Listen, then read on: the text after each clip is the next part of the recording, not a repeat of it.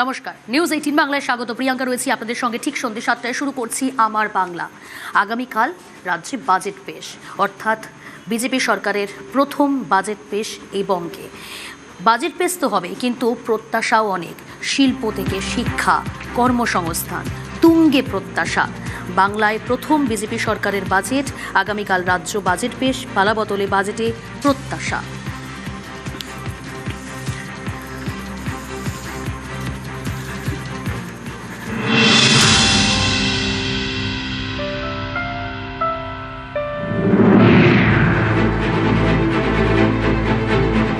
শিল্প বান্ধব যে সকল প্রজেক্ট সেগুলো যাতে এই বাজেটে প্রস্তাব থাকে এবং এমএসএমই সেক্টরের ডেভেলপমেন্টের জন্য যে সাবসিডি যেটা আগের সরকার দিতে পারেনি, এই সরকার বিজেপি সরকার যাতে এই শিল্পায়নের সাথে বেশি গুরুত্ব দেয়। অনেক ইন্ডাস্ট্রি তৈরি হোক, ঠিক আছে, যাতে আমাদের বাইরে চাকরি করতে যাতে না যেতে হয়, যাতে এইখানে আমরা থাকি, এখানেই চাকরি করি, ঠিক আছে, এটাই মন্তব্য থাকে। আরও ইন্ডাস্ট্রি গ্রো করুক, ঠিক আছে, আরও অপরচুনিটিস যাতে আমরা পাই।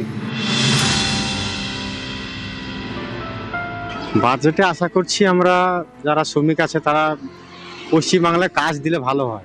নতুন সরকার এসছে, আমরা চাই কাজ দিলে ভালো হয়। শিল্প যেগুলো আছে এগুলো কাজগুলো মানুষ যদি হয় খুলে, তা কাজ পাবে অনেক। সিঙ্গুরের মানুষ হিসেবে আমাদের একটাই প্রত্যাশা, কর্মসংস্থান ফিরে আসুক, সিঙ্গুরে শিল্প ফিরে আসুক। আমার মা ট্রেনিংও নিয়েছিল, যদি আজকে সেই ট্রেনিংয়ের পর যদি কর্মসংস্থান আসতো, আজকে আমার মা নিজেও সে খেটে সেখানে খেতে পারতো বা আমাদেরকে মানুষ করতো ভালোভাবে আরও। তো সেখানে আমরা চাই টাটা ফিরে আসুক। আমাদের এই যে টাটা ভেঙে গুঁড়িয়ে দিয়েছে, এখানে নতুন কোনো শিল্প হাব বা শিল্প যা কিছু হোক আমরা স্বাগত জানাচ্ছি এবং আমার এলাকার সমস্ত ছেলেরা যেন কাজ পায়। মানুষ অনেক চিন্তা করে ভাবনা করে সরকারের বদলে নিচ্ছে। আমরা আশা করব এই সরকার কর্মসংস্থানের একটা দিক খুলবে। আজকে সিঙ্গুরে না হচ্ছে শিল্প, না হচ্ছে কৃষি। আমরা আশা করব এই সরকার নিশ্চিতভাবে সিঙ্গুরে শিল্প নগরী বা শিল্প হাব করবে।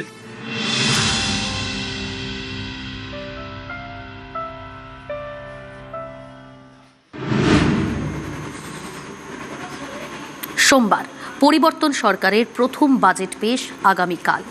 বাজেট পেশের আগে প্রত্যাশা কিন্তু অনেক, আর বাজেটের আগেই আকাশে শিল্পের একাধিক স্বপ্ন। শিল্পের আকাশে কিন্তু নানা স্বপ্ন ইতিমধ্যেই দানা বেঁধেছে। একসময় টাটা গোষ্ঠীকে এ রাজ্য ছাড়তে বাধ্য করা হয়েছিল। পরিবর্তনের পর প্রত্যাবর্তনের আশা টাটার। টাটা বাংলায় ফিরবে, আমরা ফেরাবই, এটা আমাদের কাছে একটা চ্যালেঞ্জ। একদা শিল্পে স্বর্ণযুগ দেখা বাংলা গত কয়েক দশকে শিল্পে খরা দেখেছে, স্বপ্নভঙ্গের যন্ত্রণাও সয়েছে। সিঙ্গুরে টাটার ন্যানো কারখানার স্বপ্নভঙ্গ 2008-এর অক্টোবর। সে বছর দুর্গাপুজোর দুদিন আগেই বিসর্জনের বাজনা বেজেছিল বাংলায়। 3রা অক্টোবর অনশন আন্দোলন বিক্ষোভের জেরে রাজ্য ছাড়েন রতন টাটা। 11-এ শাসকের চেয়ার বদল, বিরোধী থেকে শাসক তৃণমূল।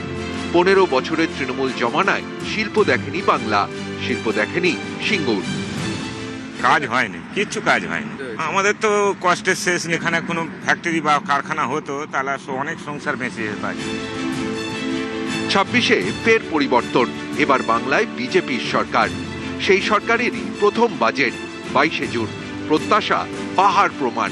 বাজেটের আগেই শিল্পের আকাশে আশার আলো, টাটাকে ঘিরে বিনিয়োগের সম্ভাবনা। টাটা বাংলায় ফিরবে, আমরা ফেরাবই, এটা আমাদের কাছে একটা চ্যালেঞ্জ। আমরা একটা বার্তা দিতে চাই যে পশ্চিমবঙ্গের কোনো শিল্পপতি ব্রাত্য নয়, রাজ্যের স্বার্থ কারোর ব্যক্তিগত ইগোর থেকে বেশি। আমাদের মুখ্যমন্ত্রী এর উপরে কাজ করেছেন। 2008 একটা উইথড্র করে আর কি দ্য প্রজেক্ট, এবং সেটা সানন্দ গুজরাটে নিয়ে যায়। এবং তারপর থেকে আমরা দেখলাম যে সানন্দ গুজরাটে কীভাবে ডেভেলপমেন্টটা হয়েছে। টাটার আশাটা কিন্তু একটা বিরাট একটা ঘটনা, এবং টাটার আশাটা আমি আবার যেটা বলছি, টাটার আশাটা মানে কিন্তু একটা বিরাট একটা চেঞ্জ আনা আমাদের যে আজকে বেঙ্গলের যে ইন্ডাস্ট্রি নিয়ে যে আজকে এত ডিসকাশন চলছে এবং নিউ গভর্নমেন্ট যেরমভাবে ট্রাই করছে, তো আমার মনে হয় এটা একটা বড় একটা স্টেপ যে টাটাকে আনা। টাটা গ্রুপ দেশের অন্যতম বড় শিল্প গোষ্ঠী। নুন থেকে গাড়ি, চা থেকে জুয়েলারি, টাটা গ্রুপের প্রোডাক্টের ছড়াছড়ি। টাটা বিনিয়োগ করলে এগোবে বাংলা, বদলাবে বাংলার শিল্প ভাগ্য।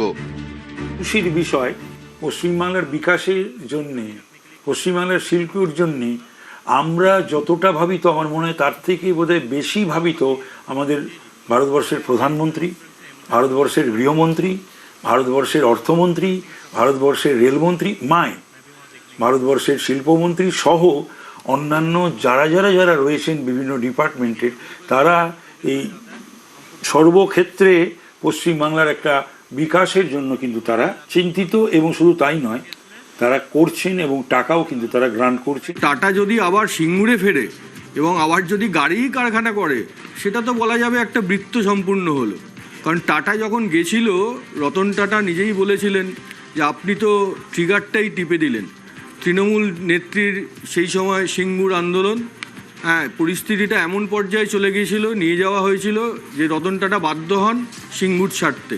সেই টাটাই যদি আবার ফিরে আসে, তাহলে অবশ্যই সেক্ষেত্রে এটা একটা অত্যন্ত তাৎপর্যপূর্ণ বিষয়। কারণ যখন রতন টাটা পশ্চিমবঙ্গ ছাড়ে, তাতে পশ্চিমবঙ্গের শিল্প যে ভাবমূর্তি, যে বিজ্ঞাপনটা সারা দেশের কাছে, সারা পৃথিবীর কাছে উঠে এসছিল, সেটা ভয়ঙ্কর খারাপ।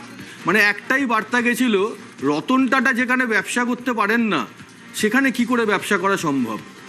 এই ভাবমূর্তি, এই শিল্প বিরোধী ভাবমূর্তি যেটা পশ্চিমবঙ্গের নামে তৈরি হয়ে গেছিল, সেটা কিন্তু তৃণমূল আমলে ভাঙা যায়নি। এবং সেইখান থেকেই বিজেপি এখন লড়াই করছে, বিজেপি উদ্যোগী হয়েছে এই বিষয়টাকে শিল্প বিরোধী তকমা যেটা এতদিন পশ্চিমবঙ্গের গায়ে ছিল, সেটাকে শিল্প বন্ধুতে পরিণত করার। সেই জন্য বারবার শ্রমিক ভট্টাচার্য যাচ্ছেন, বারবার বণিক সভায় বার্তা দিচ্ছেন, এবং বিজেপির এই সরকার ডবল ইঞ্জিনের সরকার, এই সরকারের আমলে পশ্চিমবঙ্গে শিল্প আসবেই, এই কথাটা বারবার বিজেপি বোঝানোর চেষ্টা করছে। ফিরুক টাটা, চায় বাংলা, বাংলার নজর বাজেটে। নিউজ 18 বাংলা।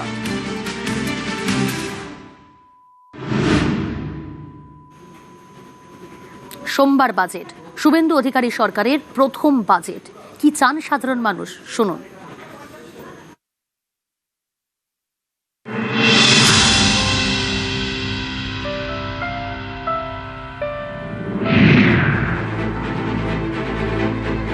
যেন শিক্ষা ব্যবস্থা দুর্নীতি মুক্ত সরকার চালাতে গেলে যেন ভালো মানুষকে ভালো জায়গায় কাজ দিতে হবে, কাজের নিরিখে তাদের মূল্যায়ন যেন হয়।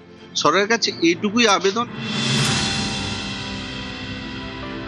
জেলাতে ভারী শিল্প তো কিছু নেই, তবে আমরা আশা করছি যে এইবারে হয়তো যেহেতু ডবল ইঞ্জিনের সরকার, তাহলে আমাদের জেলাতে একটু ভারী শিল্পের মতো কিছু একটা হোক, যাতে কর্মসংস্থান বাড়ে, জেলার একটু উন্নতি হয়।